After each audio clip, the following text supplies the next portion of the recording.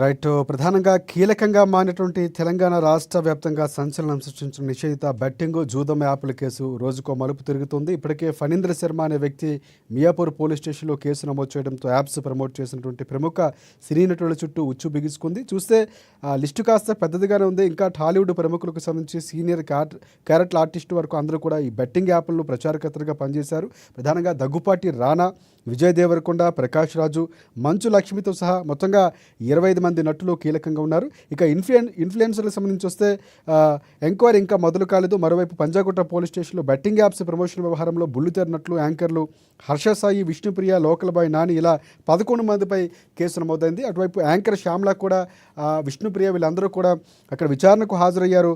సెలబ్రిటీలపై నమోదవుతున్న వరుస కేసుల నేపథ్యంలో మరొక తాజా కీలక పరిణామం కూడా చోటు చేసుకుంది. వీటన్నిటికీ మూల కారణం యాప్సే కాబట్టి వాటి నిర్వాహకులు కూడా నిందితులుగా చేర్చి విచారణకు పిలవాలనే నిర్ణయానికి కూడా వచ్చినట్లు తెలుస్తుంది. ఈ నేపథ్యంలోనే ప్రభుత్వం కీలకంగా తీసుకున్న నేపథ్యంలో ఈ అంశాన్ని సిఐడికి బదిలీ చేసింది. సో సిఐడికి బదిలీ చేసిన తర్వాత కేసులు నమోదు కాకుండా ఉంటాయి. ఎవరైతే బెట్టింగ్ యాప్స్ ప్రచారకర్తలుగా పనిచేస్తారో, బెట్టింగ్ యాప్ నిర్వాహకులు ఎవరైతే ఉన్నారో, ఎక్కడి నుంచి దీన్ని రిమోట్ కంట్రోల్ చేస్తున్నారో అవన్నీ ఆపే దిశగా ఒక పూర్తి స్థాయిలో దీనికి ఒక పరిష్కారం దొరకబోతుందన్నటువంటి ఆలోచనతో ప్రభుత్వం కీలక నిర్ణయం తీసుకుంది. సిఐడికి బదిలీ చేస్తూ తెలంగాణ రాష్ట్ర ప్రభుత్వం ఒక నిర్ణయం తీసుకుంది. సో ఇదే అంశానికి సంబంధించి పూర్తి అప్డేట్స్ అందించేందుకు మా ప్రతినిధి హరీష్ మనకి లైవ్లో సిద్ధంగా ఉన్నారు. హరీష్, చెప్పండి, అంటే ఇప్పుడే చాలా వరకు కీలకంగా మారింది. వరుసగా టాలీవుడ్ ఇటువైపు డ్రగ్స్ తర్వాత వరుస వివాదాల్లో చిక్కుకుంది. సో తాజాగా చూసుకుంటే బెట్టింగ్ యాప్స్ ప్రమోట్ చేసిన ప్రముఖ టీవీ ఛానల్స్లో లేకపోతే ఉన్నటువంటి సోషల్ మీడియాకు సంబంధించినటువంటి ఇన్ఫ్లుయెన్సర్లు చాలామంది కీలకంగా ఉన్నారు. కొన్ని ఓటీటీ షోల్లో కూడా ఇలాంటి ప్రచారం చేసినటువంటి సందర్భాలు కనిపిస్తున్నాయి. ఇవి ప్రముఖంగా చెప్పుకున్నటువంటి కీలకంగా ఉన్న సంస్థలే, అంటే ఒక ప్రొడ్యూసర్స్గానో లేకపోతే హీరోలుగానో చలామణి అవుతున్న వారు అందులో ఉన్నారు. సో వాటికి సంబంధించి సిఐడికి బదిలీ చేసింది. సో ఇది ఒక పరిష్కారం అయ్యే అవకాశం ఉందా? ప్రభుత్వం ఏం చెప్తుంది? అధికారిక వర్గాలు ఏమంటున్నాయి? పూర్తి అప్డేట్స్ ఏంటి?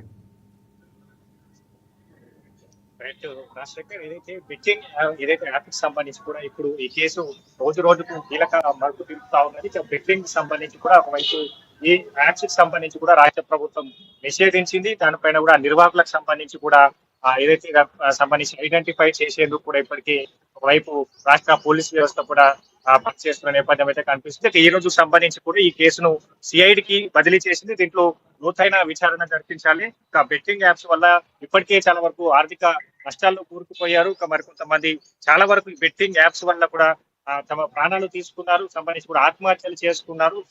వీటన్నిటిపైన కూడా సమగ్ర విచారణ జరిపించాలి. దీంట్లో ప్రధాన కారకమైన యాప్స్ కి సంబంధించిన నిర్వాహకులకు సంబంధించి ఎక్కడెక్కడ ఈ నిర్వాహకులకు సంబంధించి కూడా ఆ యాప్స్ ను అంటే ఒక యాప్ కి సంబంధించి కూడా నిషేధిస్తా ఉన్నా దాన్ని మరొక పేరుతో కూడా మరో యాప్ ని సృష్టిస్తా ఉన్నారు. నిర్వాహకులకు సంబంధించి కూడా ఈ బెట్టింగ్ అనేది కూడా ఏదైతే ఇప్పుడున్న సంబంధించిన యువతకు సంబంధించి కూడా పెడదారిన పట్టించే విధంగా ఈ బెట్టింగ్ యాప్స్ ఉన్నాయి. దీనికి సంబంధించి కూడా యాడ్ ప్రమోషన్ సంబంధించి అంటే దీంట్లో ఇప్పటికే సినీ ప్రముఖులు కావచ్చు, ఇంకా సోషల్ మీడియా ఇన్ఫ్లుయెన్స్ల పైన కూడా కేసులు నమోదయ్యాయి. ఇంకా సినీ నటులకు సంబంధించి కూడా ప్రముఖ నటుల పైన కూడా కేసు నమోదైంది.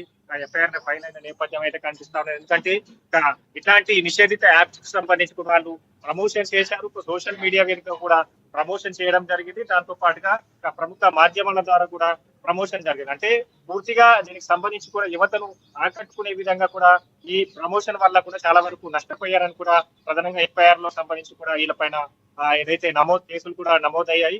మరోవైపు దీన్ని సిఐడికి అప్పగించడం ద్వారా దీంట్లో మనీ లాండరింగ్ కావచ్చు, మిగతా అంశాలకు సంబంధించిన ఆర్థిక లావాదేవీలు కావచ్చు, ఎక్కడెక్కడ అంటే లోతైన సమగ్ర విచారణ జరుగుతా ఉన్నది. దీనికి సంబంధించి నిర్వాహకులను పట్టుకుంటే మిగతా సంబంధించిన ఈ బెట్టింగ్ యాప్ సంబంధించి కూడా పూర్తిగా తెలంగాణలో నిషేధించేందుకు రాష్ట్ర ప్రభుత్వం సన్నిద్ధమైంది. కాబట్టి దీంట్లో సత్వరంగా త్వరగా ఈ విచారణ జరిపించేందుకు సమగ్ర విచారణ జరిగేందుకు మనీ లాండరింగ్ సంబంధించిన అన్ని అంశాలకు సంబంధించి కూడా విచారణ సమగ్రంగా జరిగేందుకు సిఐడికి అప్పగించబోతా ఉన్నది. ఈ నిర్ణయంతో కూడా చర్చనీయాంశంగా మరి ఎందుకంటే ఇప్పటికే 18 నెలలకు సంబంధించి కూడా దీంట్లో 24 మంది యువత బలిదానం ఏదైతే ఆత్మహత్యలు చేసుకున్నారు. ఏదైతే బెట్టింగ్ యాప్స్ వల్ల కూడా డబ్బులు పోగొట్టుకున్న నేపథ్యం ఉన్నది.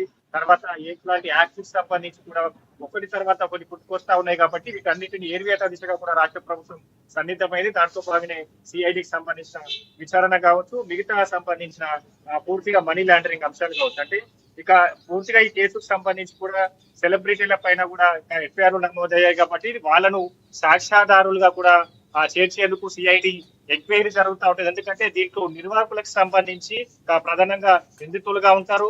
మరోవైపు ఈ ఏదైతే ప్రమోషన్ చేసిన వాళ్ళకి సంబంధించి కూడా సాక్ష్యాధారులుగా చెప్పడానికి పేర్కొనడానికి సిఐడి విచారణ కొనసాగుతుంది. దీంట్లో ఇప్పటికే నిర్వాహకులకు సంబంధించి కూడా కొంతమంది నిర్వాహకులను పట్టుకున్నారు. బెట్టింగ్ యాప్స్ సంబంధించి కూడా నిషేధించడం జరిగింది. కేసుకు సంబంధించి కూడా సిఐడి కోర్టుకు వెళ్తే అక్కడ సంబంధించి కూడా ఈ సినీ ప్రముఖులు కావచ్చు, సోషల్ మీడియా ఇన్ఫ్లుయెన్సర్స్ సంబంధించి కూడా కేసులు నమోదయ్యారు.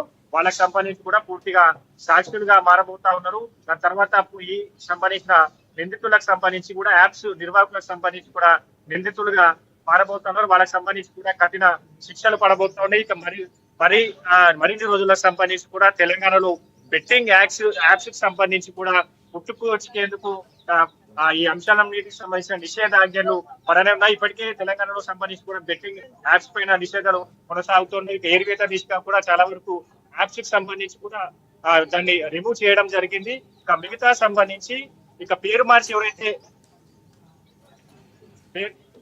మార్చి ఏదైతే యాప్స్ సృష్టిస్తున్నారో వాళ్ళకి సంబంధించి కూడా నిర్వాహకుల పైన అంటే ఇప్పటికే 15 మంది నిర్వాహకులకు సంబంధించి కూడా కేసులు నమోదయ్యి వాళ్ళకి సంబంధించి కూడా పూర్తిగా వివరాలు రాబడతా ఉన్నారు. ఇక ఇప్పుడు సంబంధించి కూడా సిఐడికి బదిలీ అయింది కాబట్టి కేసుకు సంబంధించి కూడా స్ట్రాంగ్ గా మారబోతా ఉన్నది. నిర్వాహకులకు సంబంధించి కావచ్చు, యాప్స్ కి సంబంధించి కావచ్చు, యువతకి సంబంధించి కూడా ఇట్లాంటి ట్రాప్ లో పడకుండా మరోవైపు రాష్ట్ర ప్రభుత్వం సంబంధించి కూడా ఈ కీలకమైన నిర్ణయాన్ని తీసుకుంది. ఆర్టీసీ ఎండి సజ్జనార్కి సంబంధించి ఒక ట్విట్టర్ సంబంధించిన అంశాలతో మొదలైన ఈ బెట్టింగ్ యాప్ అనేది కూడా ప్రధానంగా ఇప్పుడు ఈ కేసుకు సంబంధించి కూడా సంచలనంగా మారుతూ వైపు మియాపూర్ పోలీస్ స్టేషన్స్ కావచ్చు, ఇతర పోలీస్ స్టేషన్ లో సంబంధించి కూడా బెట్టింగ్ యాప్స్ పైన కూడా కేసులు నమోదవుతా ఉన్నాయి. ఒకవైపు ఆ బెట్టింగ్ యాప్స్ వల్ల నష్టపోయిన వాళ్ళ తల్లిదండ్రులు కూడా స్వయంగా పోలీసులను ఆశ్రయిస్తున్నారు.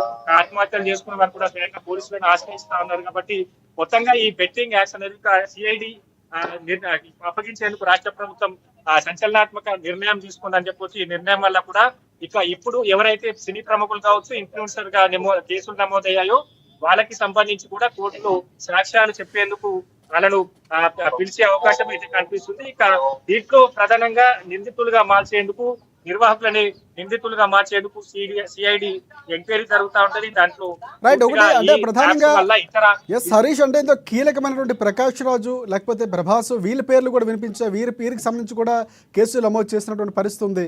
సో ఇక్కడ ప్రధానంగా నిర్వాహకులు ఎవరైతే ఉన్నారో వారిపై కూడా చర్యలు తీసుకోవాల్సిన అవసరం ఉంది. ఇంతవరకు ఎంతమంది బెట్టింగ్ ప్రమోట్ చేస్తారు, ఎక్కడెక్కడి నుంచి నిర్వాహకులు ఇవన్నీ హ్యాండిల్ చేస్తున్నారు, ఈ అంశంపై ప్రధానంగా దృష్టి సారించినట్లు కూడా తెలుస్తుంది. సిఐడి ముందు ఎక్కడి నుంచి దీనికి సంబంధించి స్టార్ట్ చేసే అవకాశం కనిపిస్తుంది. ఎందుకంటే ప్రధానంగా సినిమా హీరోలు అంటే మనీ తీసుకున్నటువంటి వ్యవహారంలో చూసుకుంటే చాలా వరకు కొంతమంది తప్పును ఒప్పుకొని వీడియోలు చేసినటువంటి సందర్భాలు ఉన్నాయి, తెలుసో తెలియకో చేస్తామని చెప్పినటువంటి సందర్భాలు కూడా ఉన్నాయి. కానీ కొంతమంది న్యాయపరంగా వెళ్తున్నారు. సో వాళ్ళు అందులో కొంత ట్యాక్స్ కట్ అవుతుంది, ఇల్లీగల్ కాదు లీగల్గానే వెళ్తున్నా, ఇలాంటి బెట్టింగ్ ప్రమోట్ చేస్తామని కూడా చెప్పుకుంటున్నారు. ఇలాంటి సందర్భాల్లో ఎలాంటి నిర్ణయాలు తీసుకునే అవకాశం కనిపిస్తుంది సిఐడి?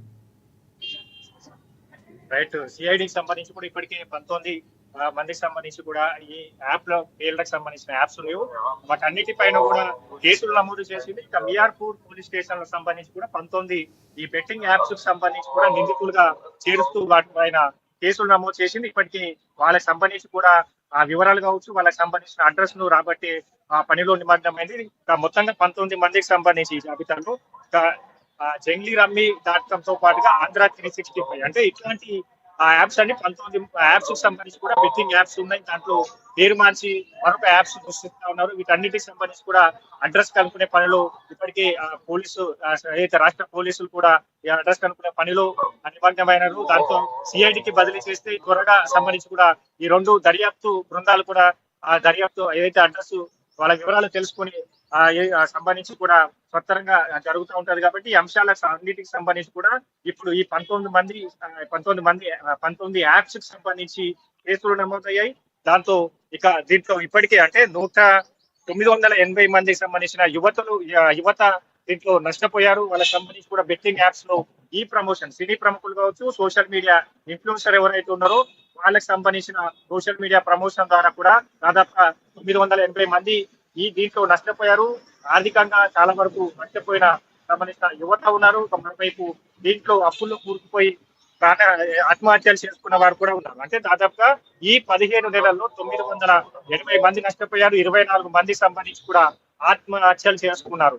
మొత్తంగా ఈ బెట్టింగ్ యాప్స్ అనేది కూడా పూర్తిగా నిషేధంగా ఉండాలి. భవిష్యత్తులో ఇలాంటి యాప్స్ కు సంబంధించి కూడా రాకుండా ఉండాలంటే కఠినమైన చర్యలు తీసుకోవాలని కూడా ఇక్కడ ఏదైతే ఇవాళ తల్లిదండ్రులు కోరుతా ఉన్నారో, ఎవరైతే ఆత్మహత్యలు చేసుకున్నారో వాళ్ళకి సంబంధించి కూడా వాళ్ళ తల్లిదండ్రులు కూడా కోరుతున్న నేపథ్యంలో ఈ కేసుకు సంబంధించి ఇప్పుడు సిఐడికి ఇవ్వడం ద్వారా కూడా దాంట్లో పూర్తిగా ఎంక్వైరీ జరుగుతుంది. 19 ఏదైతే యాప్స్ ఉన్నాయో వారు ఎక్కడి నుంచి యాప్స్ ని రన్ చేస్తా ఉన్నారు, విదేశాల నుంచి రన్ చేస్తా ఉన్నారు, ఇక్కడ సంబంధించి కూడా ఈ రాష్ట్రం నుంచి రన్ చేస్తా ఉన్నారని కూడా పూర్తిగా సమగ్రంగా విచారణ జరిపిన తర్వాత వాళ్ళకి సంబంధించి కూడా దర్యాప్తు బృందాలు వెళ్ళాయి. ఇప్పటికీ కొన్ని యాప్స్ కి సంబంధించి కూడా నిర్వాహకులను పట్టుకున్నట్టుగా తెలుస్తా ఉన్నది. ఇక వాళ్ళకి సంబంధించిన మనీ లాండరింగ్ కావచ్చు, యాప్స్ ద్వారా ఎంతెంత ఆర్థిక లావాదేవీలు జరిగాయి, ఎవరెవరు యాప్స్ వల్ల మోసపోయారు అనేది కూడా పూర్తిగా సమగ్ర విచారణ వైపు రాష్ట్ర పోలీసు వ్యవస్థ చేస్తా ఉన్నారు. ఇప్పుడు మరోసారి ఈ సిఐడితో అప్పగించడం ద్వారా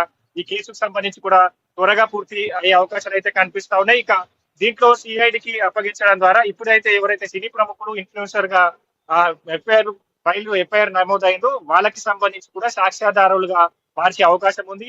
వాళ్ళ నిందితులకు సంబంధించి యాప్స్ నిర్వాహకులను నిందితులుగా చేర్చడం ద్వారా వీళ్ళు సాక్ష్యాధారులుగా మారే అవకాశం ఉంది.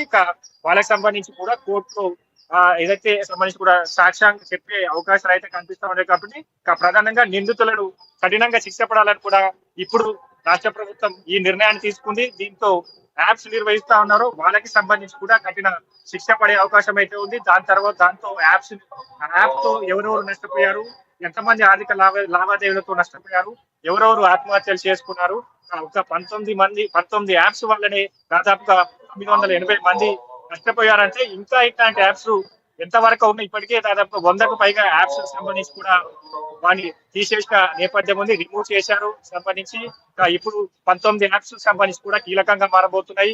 రమ్మీ సర్కిల్ కావచ్చు, ఇతర సంబంధించిన ఆంధ్ర 365 ఇట్లాంటి సంబంధించిన యాప్స్ ఉన్నాయో ఆ యాప్స్ కి సంబంధించి కూడా వాళ్ళ వివరాలు వెతుకులాటలో కూడా ఇప్పుడు ఈ పోలీస్ బృందాలకు సంబంధించి కూడా వాళ్ళ వివరాలు వెతుకుతా ఉన్న నేపథ్యం ఉన్నది. ఇక సిఐడి ఎంక్వైరీ సంబంధించి కూడా కొనసాగుతాయి. ఇక రాష్ట్ర పోలీస్ వ్యవస్థ కావచ్చు, సిఐడి సంబంధించిన బృందాలు కావచ్చు, మరోవైపు దీంట్లో ఇంకా ఎవరెవరు ప్రమోషన్ చేశారు, ఈ ప్రమోషన్ వల్ల సంబంధించిన ఇంకా వాళ్ళపైన ఎఫ్ఐఆర్లు నమోదయ్యే అవకాశాలు అయితే ఉన్నాయి రాజశేఖర్. ఇంకా ఎంతోమంది జీవితాలు బలి తీసుకున్న బెట్టింగ్ యాప్స్కు సంబంధించి కీలకంగా తెలంగాణ రాష్ట్ర ప్రభుత్వం ఒక నిర్ణయం తీసుకుంది. Betting app